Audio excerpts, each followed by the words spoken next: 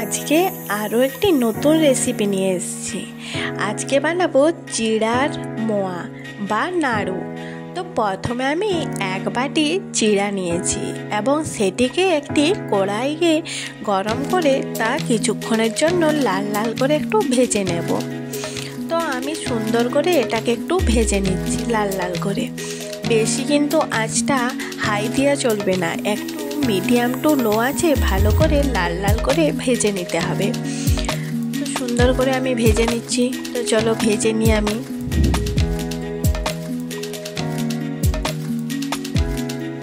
তো আমার ভাজা হয়ে গেছে। এরপর আমি একটি থালাতে ওটিকে ঢেলে নেব।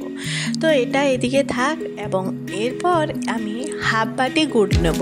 এক বাটি চিড়ার সাথে হাফ বাটি গুড় নিতে হবে। এই গুড়ের পরিমাণ ঠিক থাকলে নাড়ুগুলি ভালো হবে। তো আমি হাফ বাটি গুড় দিয়ে এটিকে কড়াইয়ে ভালো করে একটু ফুটিয়ে নেব এবং বাটিটাকে ধুয়ে সামান্য একটু জল নিয়ে নেব। এরপর এটিকে অনবরত নাড়াচাড়া করে সুন্দর করে ফুটিয়ে নিতে হবে। বেশিক্ষণ ফোটানো চলবে না, একটু হালকা একটু ফুটিয়ে নিতে হবে। তো ভালো করে নাড়াচাড়া করে এই যে ফুটিয়ে নিয়েছি। এরপর দেখে নেব আমার এটি তৈরি হয়েছে। এই বাটিতে একটু জল নিতে হবে এবং ওই গুড়ের শিরাটাকে দিয়ে দিতে হবে। তো দেখে নিতে হবে হয়েছে কিনা। এরকম যখন হবে তখন বুঝে নিতে হবে হয়ে গেছে।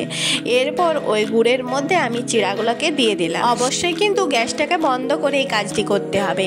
এরপর এটিকে অনবরত নাড়াচাড়া করতে করতে যখন শুকিয়ে আসবে, অনবরত নাড়াচাড়া করে করে শুকিয়ে এলে তখন জানা যাবে যে এটি রেডি হয়ে গেছে। তো তারপর আমি এটাকে কড়াই থেকে একটি থালাতে ঢেলে নেব। তো কড়াই থেকে আমি এবার থালাতে ঢেলে নিচ্ছি। আর এটাকে একটু গরম গরমে পাকিয়ে নিতে হবে।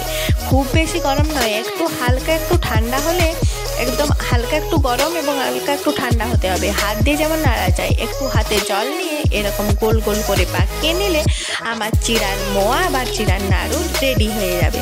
তো কতটা সুন্দর হয়েছে তোমরাই দেখো। তো এরকম করে আমি সুন্দর করে এক একটা করে হাত দিয়ে পাকিয়ে নেব। হাতে একটু জল বা একটু ঘি নিয়ে পাকালে ভালো হয়। তো ঘিয়ের গন্ধটা খুব সুন্দর আসে। তো এরকম করে আমি একে একে করে সবগুলিকে পাকিয়ে নিচ্ছি। তো চলো দেখো পাকিয়ে নিচ্ছি। তো আমি এরকম করে সবগুলিকে পাকিয়ে নিয়েছি। কতটা সুন্দর হয়েছে তোমরাই দেখো। তো কত সুন্দরভাবে হয়েছে দেখো। তো তোমাদের যদি ভিডিওটি ভালো লেগে থাকে তবে লাইক, কমেন্ট, শেয়ার এবং সাবস্ক্রাইব করতে ভুলো না। তো একবার হলেও বাড়িতে বানিয়ে দেখো, কতটা সুন্দর এবং কতটা সুস্বাদু হয় দেখে নেবে।